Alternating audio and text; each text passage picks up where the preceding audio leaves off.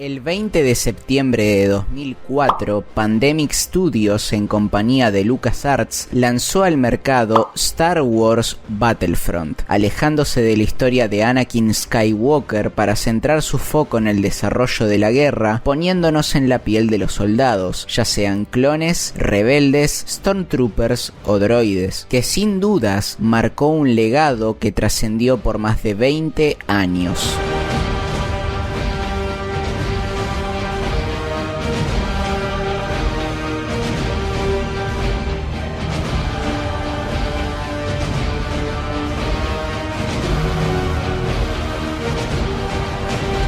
Su modo principal es la campaña, que nos llevará desde la amenaza fantasma hasta el retorno del Jedi, exceptuando la venganza de los Sith porque aún no había sido estrenada. En la Guerra de los Clones nos remontamos a la invasión separatista a las planicies de Naboo, luego iremos a las islas de Kashyyyk contra los Wookiees, Geonosis, en donde cambiaremos de bando, Camino, Rembar, mapa perteneciente a Legends que por ese entonces seguía siendo canon, y el muelle del planeta selvático. Pasando a la Guerra Civil Galáctica, inicia en Tatooine, pasa a Mos Eisley, vamos por segunda vez a Rembar, continuamos en Yavin IV, Hoth, la ciudad de las nubes, y Endor, replicando el cierre del episodio 6. Aunque hay otros modos, como la conquista galáctica o acción instantánea, es preciso decir que no varían demasiado de esta estructura, y el contexto es prácticamente nulo, porque la narrativa se cuenta a través de la voz en off de Palpatine o Yoda según convenga, junto a escenas muy breves extraídas de los filmes. A ver, yo no creo que haya alguien que se ponga a jugar esto sin haber visto previamente algo en relación a la franquicia. No obstante, hubiera estado bueno que los desarrolladores hubieran tenido en cuenta esa posibilidad y por lo menos intentaran ofrecer una propuesta como la de Revenge of the Sith de PlayStation 2, que incluso se tomaba libertades creativas para solucionar los huecos argumentales. Si querés ver esa review, acá te la dejo. Teniendo en cuenta que el eje principal estaba en el combate, le voy a poner esta nota, y si bien en mi anterior análisis incluí un apartado dedicado a las cinemáticas, dado que acá casi no existen, lo voy a saltear.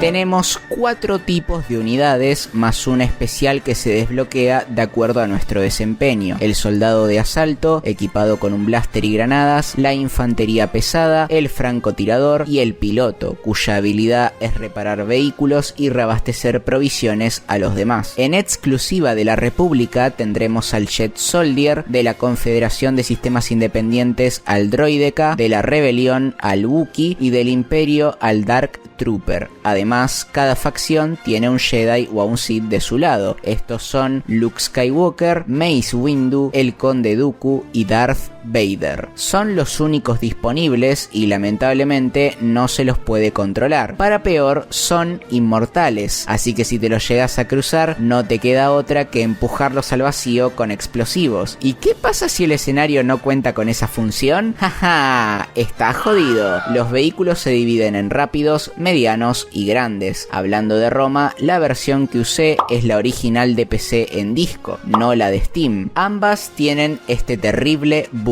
Busqué en internet a ver a qué se debía y encontré que es por la sincronización vertical en hardware moderno. Sin embargo, por más que intenté arreglarlo, siguió pasando, así que el gameplay lo verán con ese pequeño detalle. Postdata, los destructores se manejan literalmente como una nave, así que F por mí. Ah, mira, con la E me agacho. Ah, ahora sí, ahora sí. Uy, igual mucha sensibilidad, boludo. Re incómodo manejar esta mierda. Esa. Vení, putito. ¿Dónde estás?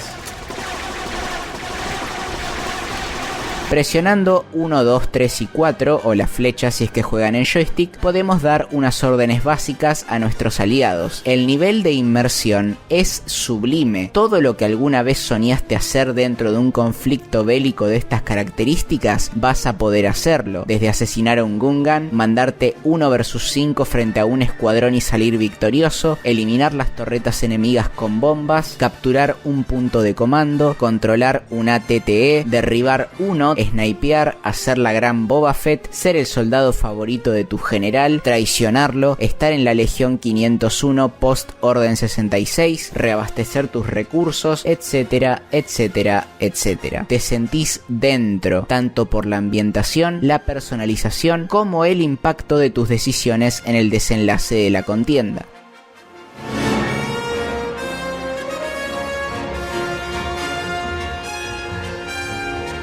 Existen dos formas de ganar: destruir a la brigada rival o apoderarse de los puestos de mando. En Hoth, Bespin y Endor, por la narrativa, tendremos una desventaja de 50 soldados. Aún en difícil, con el mínimo recoil de las armas, no tardarás en sacarte 100 kills por partida. Lo sorprendente es que es un arma de doble filo, porque por un lado cagás a tiros a quien se te cruce, pero también va en tu contra si te querés hacer el Rambo y decir llámenme Noé, porque voy a carrear a estos animales. Conviene ir por el otro lado porque allá estaba el bicho ese y... ¿Qué?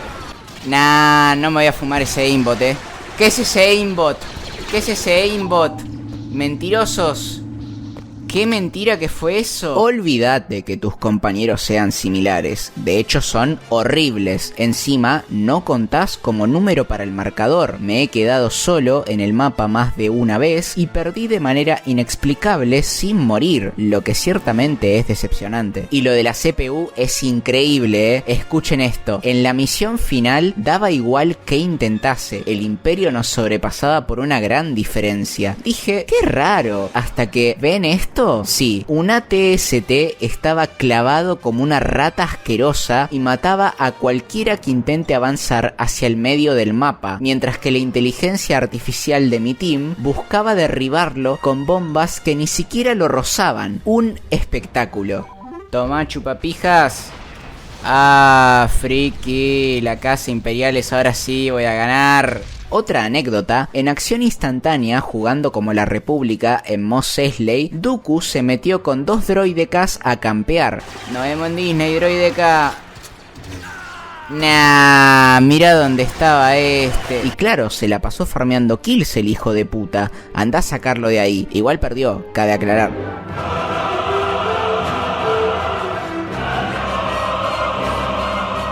Lo digo ahora, 10 de 10, ya que usan la banda sonora original. Tienen las más representativas de cada era y nunca dejan de sonar en medio del combate. Se nota desde el menú, porque empezamos con la imponente marcha imperial.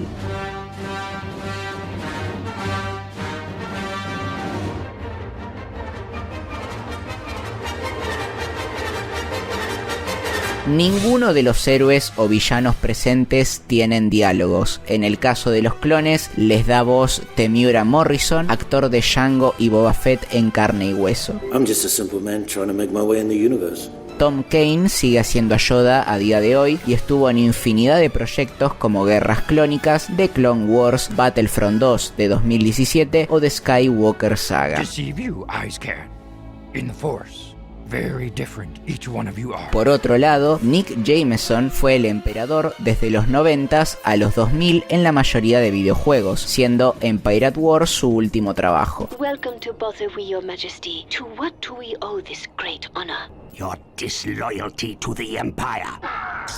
El resto son intérpretes que jamás regresaron. Pese a eso, la producción en general es impecable por la frescura que se siente al estar metido en un enfrentamiento y escuchar cómo fluyen los diálogos de forma natural.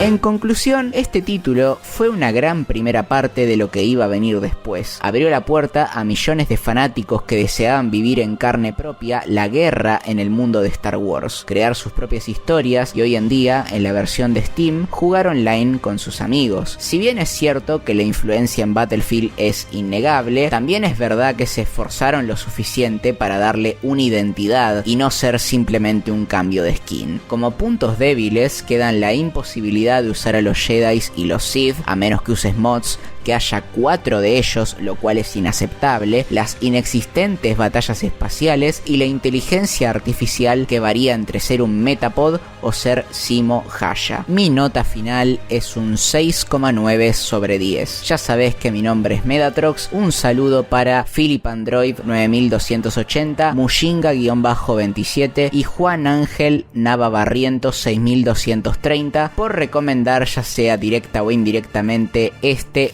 Battlefront 1. Déjame acá cuál querés que sea el próximo juego de Star Wars que analicemos y nos vemos muy pronto.